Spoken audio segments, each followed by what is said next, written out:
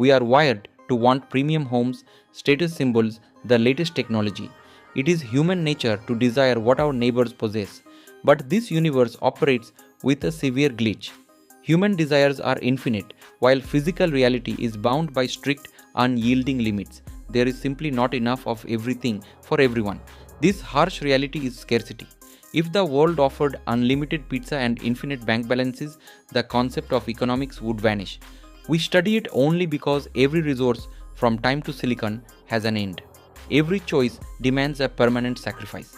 A student choosing 3 hours of entertainment tonight pays for it with the exam marks they could have earned by studying.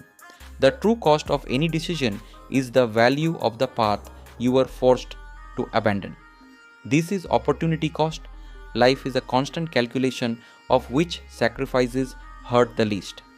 We spend our days managing these trade-offs because the physical world refuses to provide everything we ask of it. Trade emerged as the human solution to scarcity. It connects those with capital to those with time and specific skills, allowing individuals to survive by exchanging what they have for what they lack. This flow depends on comparative advantage. Even if a CEO could edit videos faster than a freelancer, doing so would bankrupt their primary business. The economy relies on specialists to handle tasks that would otherwise waste a high-value worker's most precious resource, time. Scarcity, opportunity cost, and trade merge to form the invisible system we call a market.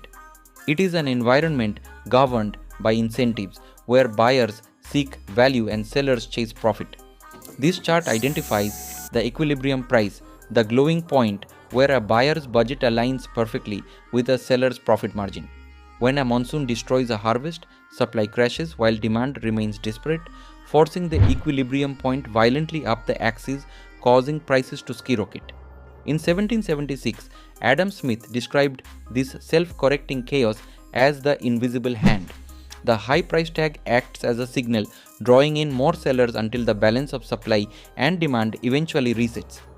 Markets are silent, automatic expressions of human desperation and desire balancing themselves. They function without a central leader, driven entirely by the needs of the participants. Direct barter is far too complicated for a global society. To simplify trade, we invented money as a medium of exchange. It is a shared illusion of trust, whether it takes the form of gold, paper, or digital numbers on a screen.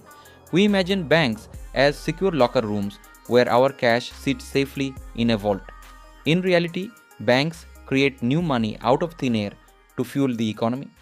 Through fractional reserve banking, an institution holds only a tiny fraction of its total deposits in physical cash. The rest multiplies as digital loans for cars and homes. This system generates new wealth with every keystroke. This multiplication of digital wealth works perfectly as long as our collective psychological trust remains unbroken. When that trust shatters, we see a bank run. If a crowd panics and demands their physical cash simultaneously, the bank immediately collapses because the paper money they believe in simply doesn't exist in the vault. A fragile matrix of human belief suspends the entire financial system. It exists only because we agree it does. Central banks like the RBI manage this matrix by manipulating the money supply. When they print new currency and inject it into the market, they change the value of every note in your pocket. Former Reserve Bank of India Governor Raghuram Rajan illustrates the consequence through dosa economics. You might earn 10% interest on your savings, but if the price of food rises by 12% over the same year, you have effectively lost wealth. Inflation occurs when the central bank injects too much printed money into the market, forcing more cash to chase the exact same amount of goods. Your bank balance grows, but your ability to buy basic necessities shrinks. At its extreme, this becomes hyperinflation. In Zimbabwe, the value of the currency fell so far that $100 trillion note could not buy enough food to survive the week. Inflation is an intentional mathematical mechanism. It keeps the middle class running on a treadmill, working harder each year just to stay in place. Economists track the health of nations using a universal scoreboard, gross domestic product or GDP. It is the primary metric used to rank the wealth and productivity of every country on earth. The expenditure approach calculates GDP by tallying every final good produced, every consumer purchase made, and every rupee the government spends.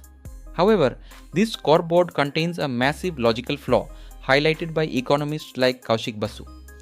A homemaker working from dawn until midnight acts as a chef, a tutor, a nurse, and a financial planner.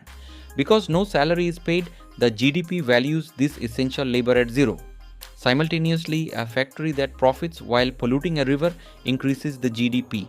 The medical costs of the people made sick by that pollution increase it even further.